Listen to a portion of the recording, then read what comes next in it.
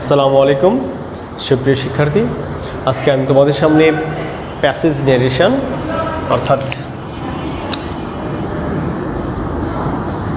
এই প্যাসেজ ন্যারেশনটি আমি তোমাদের মাঝে তুলে ধরব, আলোচনা করব। এখন প্যাসেজ ন্যারেশন আমি এর আগের পূর্বের ক্লাসগুলোতে ডেসক্রিপশন করেছি। What is passage narration? যখন একাধিক বাক্য অর্থাৎ একাধিক বাক্য একটা কনভারসেশন মেক করে then it is called passage narration. অর্থাৎ তখন যদি এটাকে নেরেটিভ স্টাইলটা চেঞ্জ করতে হয় তখন সেটাকে প্যাসেজ ন্যারেশন বলা হয় সাধারণত। তো এখানে আমি দেখো মূলত তো ওই প্যাসেজ ন্যারেশনটা উপস্থাপন করেছি। এখানে দুইজন স্পিকার আছে, একজন রানা, একজন আই অর্থাৎ আমি। আবার এই দুজন যেমন স্পিকার আবার দুজন লিসেনার, দুইটাই। তো আমরা আসলে যে ডিটাচ সেন্টেন্সগুলোকে যেভাবে চেঞ্জ করেছি সেইগুলোই সাধারণত প্যাসেজ ন্যারেশন যদি একসাথে সেটা একটু ভিন্ন রকমভাবে চেঞ্জ করব, কারণ এখানে অনেকগুলো কানেক্টরস বা লিঙ্কার্স ইউজ করার প্রয়োজন পড়ে, সেই জন্য আর কি। তবে ডিটাচ সেন্টেন্স মানে সেন্টেন্সের যে আলাদা আলাদা অংশগুলো সেগুলি অবশ্যই এখানে প্রয়োজন আছে। মানে সেইগুলি দিয়েই তুমি যদি সেন্টেন্স ন্যারেশন না পারো, ডিটাচ সেন্টেন্স ন্যারেশন না পারো, তাহলে প্যাসেজ ন্যারেশনের কথা কল্পনা করা যাবে না। তো আলটিমেটলি তোমাকে কী করতে হবে? সেন্টেন্স ওয়াইজই করতে হবে। যেমন দেখো, আমরা প্রথম সেন্টেন্সটাতে দেখলাম Rana said where are you going now. Rana বলল তুমি কোথায় যাচ্ছ। অ্যান্ড রানা কাকে বলছে? এখানে কি উল্লেখ করা আছে? নাই। কিন্তু আমরা যেহেতু দেখতেছি এখানে এই রানা কথা বলছে, আবার এখানে আই কথা বলছে, তাহলে দুইজনের মধ্যে কথা বললে একজন বলবে আরেকজন শুনবে, সেটা স্বাভাবিক। তো তোমাদের সিক্স সেন্স কাজে লাগিয়ে এখানে ধরে নিতে হবে রানা কাকে বলছে। আমি এই জন্য কিন্তু সেইড টু মি এটা লিখিনি। তো যাই হোক, রানা এখানে আইকে বলছে, তাহলে আমরা রিপোর্টিং ভার্বটা চেঞ্জ করে কি লিখতে পারবো আমরা? তো রানা, যেহেতু এই সেন্টেন্সটার উপর রিপোর্টিং ভার্বটা চেঞ্জ হবে, এই সেন্টেন্সটা কিসে আছে সেটা আইডেন্টিফাই করতে হবে আগে ফার্স্টলি। তো দেখা যাচ্ছে where are you going now, এখানে একটা ইন্টারোগেটিভ সাইন আছে এবং কি ওয়ার আছে ডাব্লিউএস ওয়ার্ড, তাই এটা ইন্টারোগেটিভ সেন্টেন্স, তোমরা এইটুকু অন্ততপক্ষে জানো। তো রানা, তাহলে আমি ইন্টারোগেটিভ সেন্টেন্স হলে যেটা সেইডের পরিবর্তে আমরা কি ব্যবহার করব? রানা আস্ক, মানে রানা জিজ্ঞেস করলো। কাকে জিজ্ঞেস করলো? আইকে। আয়ের অবজেক্ট কি? মি। এখন তুমি আই লিখতে পারবে না, আইয়ের অবজেক্ট মি লিখতে হবে। তো রানা আস্ক মি, রানা আমাকে জিজ্ঞেস করলো ওয়্যার। এখন ওয়্যার ইউজ করলাম কেন? সেইটি পরিবর্তে তো দ্যাট ব্যবহার করতে হয়, কিন্তু এখানে ওয়্যার ইউজ করলাম কারণ এখানে ডাব্লিউএস ওয়ার্ড কি আছে? ওয়্যার আছে, এবং এই ওয়্যারটাই লিঙ্কার্স হিসেবে এখানে ব্যবহার করা হয়েছে। তাহলে ওয়্যার, এরপরে আমি সাবজেক্ট ইউজ করবো। অনেকে ভুল করে আর বা ওয়্যার লিখে দেবো, কিন্তু সেটা হবে না। সেটা ইন্টারোগেটিভ কোশ্চেনের ক্ষেত্রে ঠিক আছে, বাট এখানে নেরেশন করতে গেলে সকল সেন্টেন্স কিন্তু অ্যাসার্টিভে পরিণত হয়ে যায়। তাহলে ওয়্যার, এখানে ইউটা হচ্ছে সাবজেক্ট, তাহলে ইউটা কে? ইউটা হচ্ছে আমি। যেহেতু ইউটা এখানে চেঞ্জ করতে হলে ইউটা অবজেক্ট অনুসারে চেঞ্জ করতে হবে, তো এখানে তো রিপোর্টিং ভার্বের অবজেক্ট নাই, তবে তুমি কীভাবে চেঞ্জ করবে? যেহেতু এখানে আইকে আমি অবজেক্ট বানিয়েছি মি, তাহলে মিটাই হচ্ছে এই ইন্টারোগেটিভ ইউর পরিবর্তে সাবজেক্ট আই হবে। অর্থাৎ Rana ask me where I was going, now থাকলে দেন হয়। এখন দেখো আমি এখানে যে চেঞ্জ করলাম, ওয়ার ইউটা তখন কি হয়ে গেল? আই হয়ে গেল। আরটা কি হয়ে গেল? ওয়াজ হয়ে গেল। গোয়িং গোয়িং রয়ে গেছে, আর নাওটা দেন হয়ে গেছে। তো এখন একটা বিষয় তোমরা খেয়াল করো, এখন যে বিষয়টা হচ্ছে এখানে ওয়াজ আসলো কোত্থেকে? তোমরা আগেই টেন্সের চেঞ্জ তোমরা পড়েছ। টেন্সের চেঞ্জ প্রেজেন্ট ইনডিফিনিট থাকলে সেটা পাস্ট ইনডিফিনিট হয়, প্রেজেন্ট কন্টিনিউয়াস থাকলে সেটা পাস্ট কন্টিনিউয়াস হয়, যদি এই রিপোর্টিং ভার্বটা পাস্ট ফর্মে থাকে। রিপোর্টিং ভার্বটা যেহেতু পাস্ট ফর্মে আছে, তাই আমরা এখানে যে বাক্যটা যেই টেন্সে আছে ওই টেন্সটা আমি অল্টারনেটিভ মানে কোরেসপন্ডিং পাস্ট টেন্সে নিব আর কি। ওই একই টেন্স শুধু পাস্টে চলে যাবে। যেমন এটা ছিল প্রেজেন্ট কন্টিনিউয়াস টেন্স, তো এখন এটা হয়ে গেল পাস্ট কন্টিনিউয়াস টেন্স।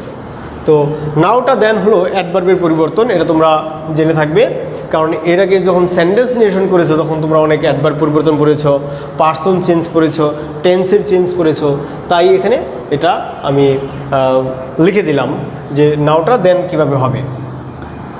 তো যাই হোক, ওই আই সেইড, এখন আমাকে যেহেতু প্রশ্ন করছে আমি উত্তর দিব। আমি কি বললাম? I am going to the stadium to watch cricket match. Cricket match দেখতে আমি কোথায় যাচ্ছি? স্টেডিয়ামে যাচ্ছি। তাহলে এই সেন্টেন্সটার রিপোর্টেড স্পিচটা মানে ইনডিরেক্ট স্পিচটা কী হবে? তাহলে আই, যেহেতু আমি এখানে উত্তরের প্রশ্নের উত্তর দিলাম, তাহলে আমরা আই রিপ্লাইড লিখব। আই রিপ্লাইড দ্যাট, আমি উত্তর দিলাম যে আই, যেহেতু এখানে আই ফার্স্ট পারসন রিপোর্টিং ভার্বের সাবজেক্ট অনুসারে চেঞ্জ হয়। রিপোর্টিং ভার্বের সাবজেক্ট যেহেতু ফার্স্ট পারসন আই আছে, তাই এটা আই থেকে যাবে, যে আই রিপ্লাইড দ্যাট। আই শুধুমাত্র এইটুকু চেঞ্জ হবে, I was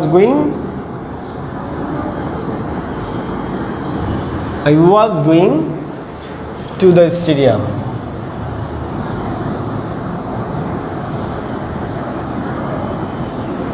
stadium to watch cricket match.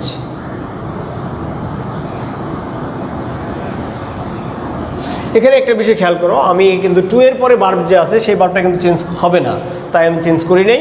Two এর পরে সাধারণত ফাইনাইট ভার্ব থাকলে চেঞ্জ হবে, বাট নন ফাইনাইট ভার্বের কোনো চেঞ্জ হবে না। যেমন আইএনজি ছিল, এই আইএনজিও কিন্তু চেঞ্জ হয় না, এখানেও আইএনজি ছিল, এখানেও আইএনজি আছে।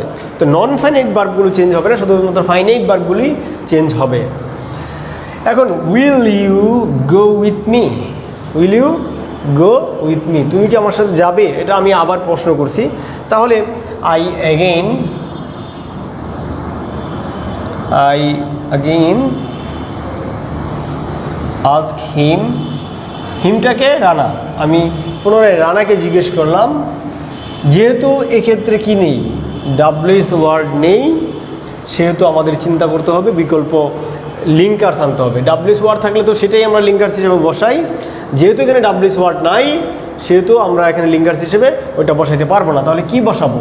যেহেতু ডাব্লিউএস ওয়ার্ড নাই, সেগুলো আমরা ইভ বা ওয়েদার বসাইতে পারি। ওয়েদার যেটা, তাহলে আমরা এখানে ওয়েদার বসাই। ওয়েদার মানে যেথায় বা কি না অর্থে ব্যবহৃত হয় ওয়েদার। এরপরে সাবজেক্ট ইউটা কিন্তু এখানে এই হিম মানে আর রানা, তাহলে রানার ক্ষেত্রে আমরা এখানে সাবজেক্ট হিসেবে কী লিখবো? হি। ওয়েদার হি উইলটা কি? উইলটা একটা মডাল ভার্ব, যেটা ফিউচার ফর্ম, এটার আমরা উড লিখবো। ওয়েদার হি উড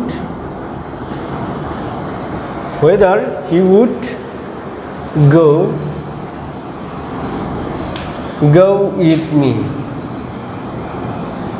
এখানে মি থেকে যাবে, কারণ ফার্স্ট পারসন সাবজেক্ট অনুসারে চেঞ্জ হয় রিপোর্টিং ভার্বের সাবজেক্ট যেহেতু আই, আর তাই এখানে ফার্স্ট পারসন মি থেকে যাবে।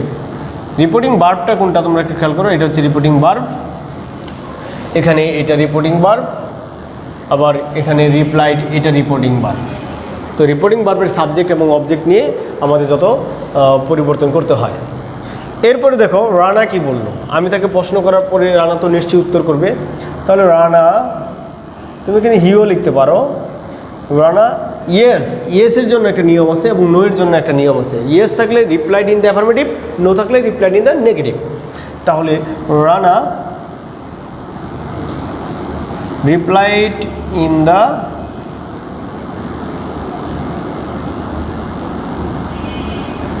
অ্যাফার্মেটিভ। তারপরে কি বলছে, এবং আরও একটু অংশ আছে, এটা শুধু ইয়েসের জন্য বসাইলাম এতটুকু, যেহেতু আবার আই উইল আছে। অ্যান্ড সেইড দ্যাট, এবং বলল যে, আইটাকে রানা, তাহলে হি। আর এখানে যে অ্যাপোস্ট্রফি ডাবল এল আছে, এটাও কিন্তু উইলের চিহ্ন, তাহলে উইল থেকে এখানে কী আসবে? উড। বিষয়টা তোমরা খেয়াল করো যে এখানে আই উইল মানে হচ্ছে এটা উইলের ফুল ফর্ম হচ্ছে এটা হচ্ছে কন্ট্রাকশন, এটা হচ্ছে এলাবোরেশন। আচ্ছা, উড গো মানে এখানে গোটা কিন্তু নাই, আমি লিখলাম কেন? ভাষাটা সম্পূর্ণরূপে প্রকাশ করার জন্য। এখন আমি কি বললাম, সে যেহেতু আমার সাথে যাইতো, তাহলে আমি কি বললাম যে আই সেইড দ্যাট, যেহেতু আমি ওকে বলছি, ওকে কিন্তু একটা শর্ট ফর্ম, তো এখানে আমি পুরো ফর্মটা, পুরো ফিলিংসটাকে এক্সপ্রেস করব। আই সেইড দ্যাট ইট ওয়াজ ওকে, ইট ওয়াজ ওকে। অর্থাৎ আমি বললাম যে ঠিক আছে। তারপর আমি কি বললাম, এখানে আমি এইটুকু না লিখে অ্যান্ড আই প্রপোজ দ্যাট, এবং আমি প্রস্তাব করলাম যে আই প্রপোজ দ্যাট, যেহেতু লেটস আছে, লেটস একটা হচ্ছে ইম্পারেটিভ সেন্টেন্সেস, যেটা থাকলে প্রপোজড বা সাজেস্টেড হয়, তো আমরা এখানে প্রপোজড ইউজ করলাম যে আই প্রপোজ দ্যাট। এখানে আমরা এক কাজ করি, I propose to propose to him that, আমি তাকে প্রপোজ করলাম মানে প্রস্তাব করলাম যে আই না, যেহেতু এখন একটা বিষয় খেয়াল করো যে এখানে হিম থার্ড পারসন, এখানে আই ফার্স্ট পারসন, দুইটা মিলে উই হয়ে যাবে। যে I propose to him that we should go, আমি তাকে প্রস্তাব করলাম যে আমার সেখানে যাওয়া উচিত। তো এই যে নেরেশনটা আমি উপস্থাপন করলাম, এই নেরেশনটা অনেক শর্ট টাইমের মধ্যে উপস্থাপন করলাম।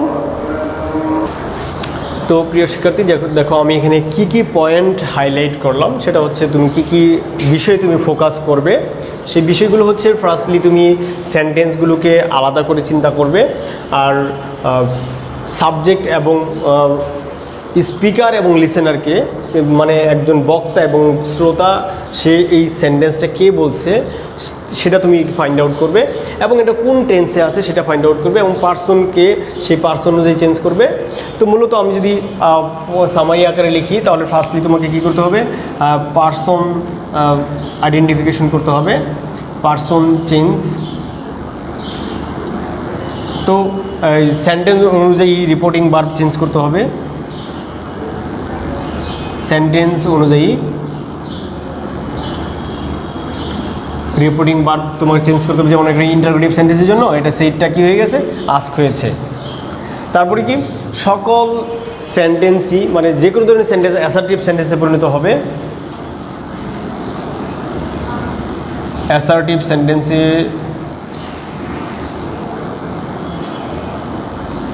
সেন্টেন্সে রূপ নেবে, অর্থাৎ, এবং এখানে ইয়েস থাকলে যেটা করতে হয় রিপ্লাই ইন দ্য অ্যাফার্মেটিভ, এবং ইয়েসের পরের অংশটুকু অ্যান্ড সেইড দ্যাট এটা করতে হয়, এবং লেটসের জন্য যে আমি প্রপোজড ইউজ করলাম সেটাও একটা বিষয়। লেটস থাকলে প্রপোজড রিপোর্টিং ভার্ব প্রপোজড হবে, এবং দ্যাটের পরে গিয়ে সেখানে সাবজেক্ট উইও হতে পারে, আবার দেও হতে পারে। কিন্তু এটা কেন হবে সেটা তো বিষয়টা হচ্ছে, যেখানে যে রিপোর্টিং ভার্বের সাবজেক্ট এবং অবজেক্ট দুইটার মধ্যে যে কোনো একটাও যদি ফার্স্ট পারসন হয় তাহলে আমরা ব্যবহার করব উই, আর যে কোনো দুইটার মধ্যে দুইটাই যদি থার্ড পারসন হয় তাহলে আমরা দে ব্যবহার করব। তো সংক্ষেপে আমি এটাই তোমাদের সামনে তুলে ধরার চেষ্টা করলাম। আশা করি তোমরা বুঝতে পেরেছো। এই প্যাসেজ জেনারেশন অত্যন্ত গুরুত্বপূর্ণ, তোমরা ক্লাস 8, 9, 10 এবং ইন্টারমিডিয়েটে এটার প্রয়োগ পাবে। কাজেই ক্লাসটি গুরুত্ব দিয়ে বোঝার চেষ্টা করবে, এবং কি এটা সেই অনুযায়ী বোর্ড কোশ্চেনগুলো প্র্যাকটিস করবে। আশা করি তোমরা তোমাদের ভালো ফল বই আনবে এই প্রচেষ্টাটা, এই প্রক্রিয়াটা। আর ইংরেজিতে বরাবরের মতো আবার বলতেছি, ইংরেজিতে ভালো করার জন্য অবশ্যই তোমাকে অনেক বেশি ভোকাবুলারি স্টোর করতে হবে, মানে শব্দের অর্থ জানতে হবে, বেশি বেশি পড়তে হবে। আর সেই সেই উপদেশ দিয়ে আমি আজকের মতো এই ক্লাসটা শেষ করছি। আল্লাহ হাফেজ।